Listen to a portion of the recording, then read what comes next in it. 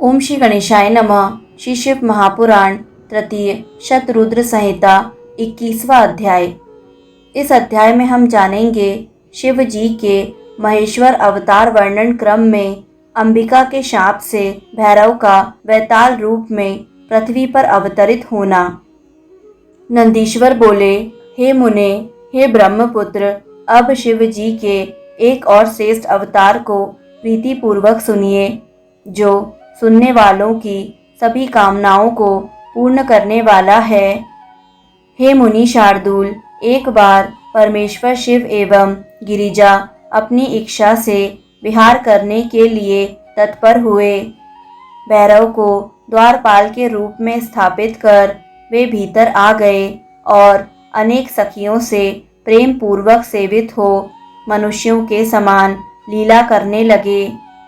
हे मुने, इस प्रकार वहाँ बहुत काल तक विहार कर अनेक प्रकार की लीला करने वाले तथा स्वतंत्र वे दोनों ही परमेश्वर परम प्रसन्न हुए। तदंतर परम स्वतंत्र वे शिवा लीलावशात उन्मत्त वेश में शिव जी की आज्ञा से द्वार पर आईं।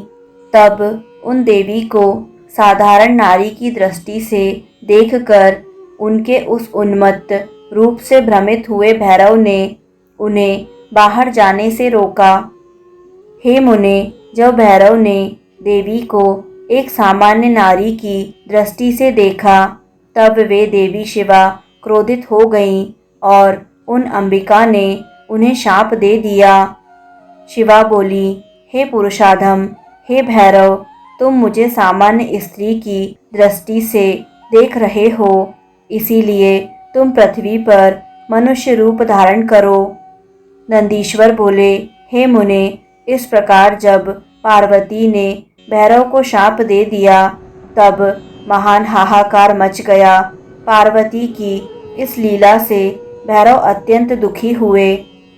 हे मुनीश्वर, इसके बाद अनेक विध अनुनय विनय में प्रवीण श्री शिव जी ने शीघ्रता से वहां आकर भैरव को आश्वस्त किया। हे मुने, तब उस शाप से एवं शिव जी की इच्छा से वे भैरव पृथ्वी पर मनुष्य योनि में वेताल नाम से उत्पन्न हुए।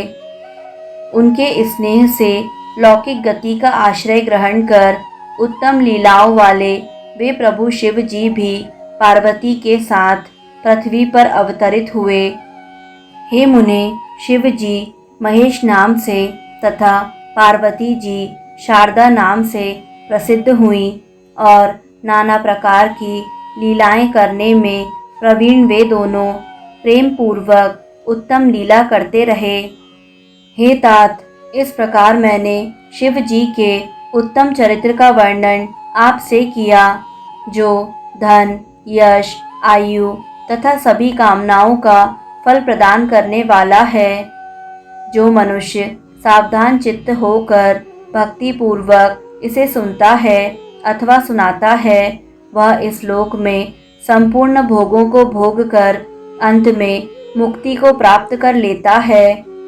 इस प्रकार श्री शिव महापुराण के अंतर्गत तृतीय शतरुद्र संहिता में महेश अवतार वर्णन नामक 21वां अध्याय पूर्ण हुआ। दोस्तों, यदि आपको शिव महापुराण का यह अध्याय पसंद आया तो वीडियो को लाइक करें। शतरुद्र संहिता के अगले अध्याय निरंतर सुनने के लिए YouTube चैनल आध्यात्मिक कथाएं को सब्सक्राइब करें और बेल आइकन पर प्रेस करें। कमेंट में हर हर महादेव अवश्य लिखें।